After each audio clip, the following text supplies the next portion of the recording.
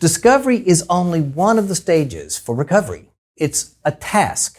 If I had my way, couples would finish this discovery stage within 6 weeks to 2 months so that they can get on to the other task. And obviously there are things that the wayward spouse can do to really delay that process simply by not telling all the details, by trickling truth. They have to be able to trust you with the information if you're the betrayed spouse before you're going to be able to trust them. And you'll be able to get over what they've done long before you can get over the deceit. So if they'll do their part and answer your questions, that certainly helps in this discovery process. There are also things the betrayed spouse can do that delay the stage of discovery. First, if you want to know the truth, honestly, you have to be safe enough for the truth to be given to you. Now, I know right now some of you are saying, time out, you're crazy, that's not right. They weren't safe when they did what they did, so why in the world should I have to be safe when they're telling me the information of all the unsafe things that ultimately they did? But delaying the discovery process, in my mind, is going to increase your pain far more than it will the pain for the wayward spouse.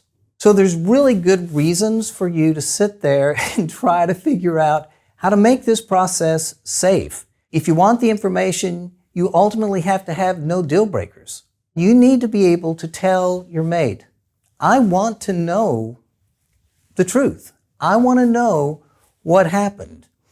And I can tell you, I'm not going to make any decisions right now regarding that. I don't know whether or not I'll be able to wrap my mind around all of this, but at least honor me enough to give me the details and let me make my own decision as to what I'm going to do.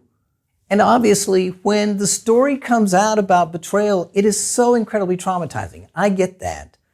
But let your mate know, and use this analogy with them if you want, but I love this one. It's like, you don't want to go jumping off a boat in the middle of a hurricane, in the middle of a huge storm. You want to wait till that boat pulls into dock and you can decide whether or not this is a place that you can live with. And that'll take time, but say right now, I need to know what happened. So don't rob me of my choice by not giving me the information. The second thing you have to do to be safe enough is you have to agree to no marathoning. And again, I know that trauma plays a huge part in this, and it's a huge ask on my part, or even an assumption you can do this. But if you ask a question, you don't need to still be talking about that same question 6 hours later at 3 o'clock in the morning. You should be able to answer a question within, 15 or 20 minutes. You don't need to keep doing staccato machine gun questioning because you get flooded. To make it safe enough for your mate to talk to you, you may need to limit the emotion you show them to only about 25% of what you're actually feeling. Because if there's a part of you that's going totally crazy, it may not feel wise to them to continue talking. And again, shame will shut somebody down. And if you can sit there and not flood while they're talking, if you can have a rational conversation, if you can step back and spectator, and just kind of say, okay, I want to know, keep telling me, and then you can go nuts later. I know it's not fair, but again, I will tell you, if you can't get through this discovery stage, it just delays getting on to the other stages where you begin to heal. In the discovery process, you absolutely have to curb your curiosity. If your mate is agreeing to answer your questions, if they'll do that and trust you with the truth, you have to take responsibility yourself for asking the right questions to facilitate your healing.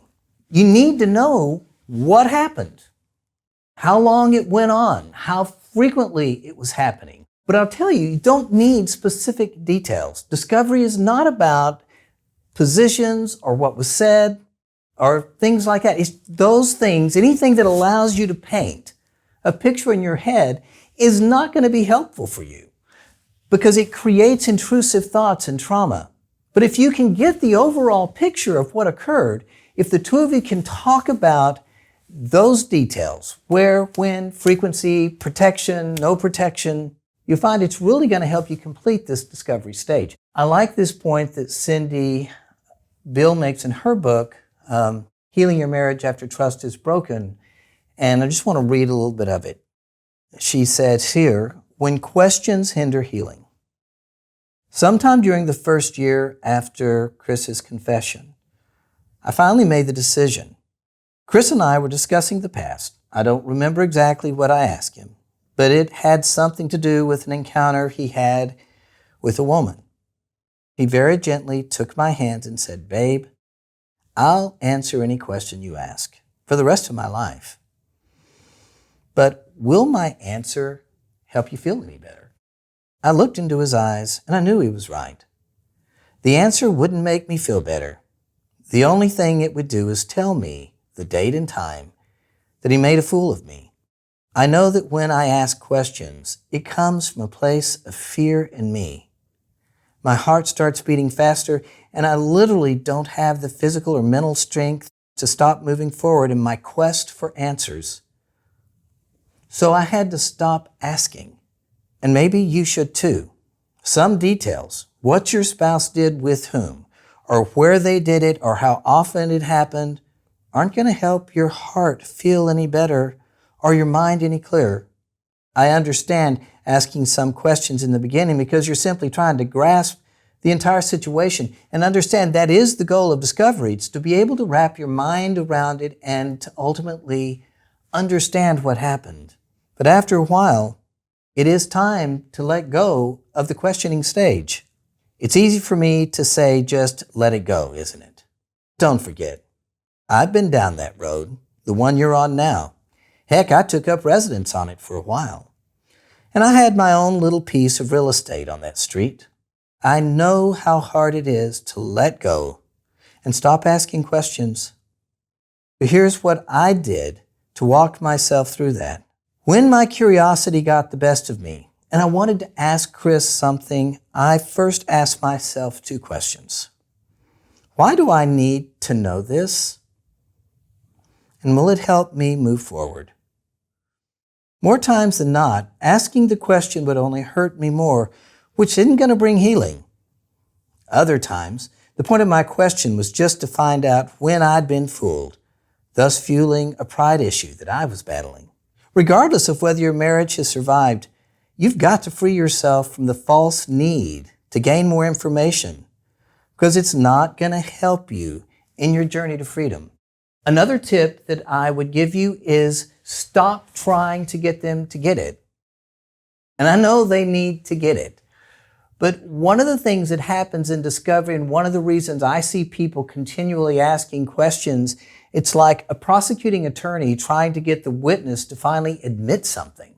You're not going to be the one that's going to be able to get them to ultimately see it. You want to set yourself free, and to do that, you may have to stop trying to get them to get it and asking all those questions that are along that line.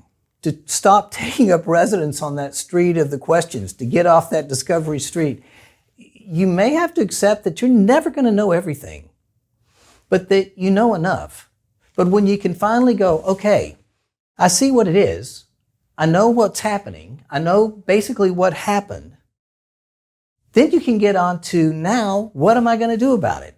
And I'd suggest that you separate why it happened from what happened. Because I can decide to stop asking questions about something and stop digging for details around something and curb that curiosity and still be curious as to what the meaning of all of this is. One of the things I believe is that what we need to begin to look at are more exploratory questions versus the detail questions. So come to the place where you quit asking those detail questions. You know what happened. You don't need that discovery. But you may spend months kind of talking about what did it mean to you? Here's some great examples of exploratory questions. What did the affair mean to you? What would you like me to know about the affair? Did you hope I'd find out without you telling me? Were you afraid that I'd find out, or did you assume that I never would? Would you have ended it if I hadn't found out? Did you tell anybody about your affair? Did you lie because you wanted to deceive me? Or were you trying to protect me with your lies?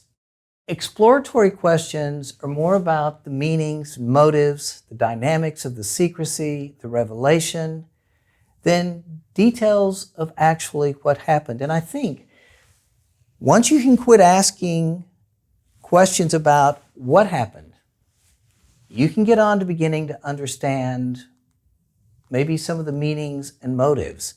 And that can happen after that initial discovery. As Cindy spoke about, make a decision in this discovery process to let go of the need to ask questions about what happened. And when you can finally get to that place and make that decision, you can let go and start to move forward to healing.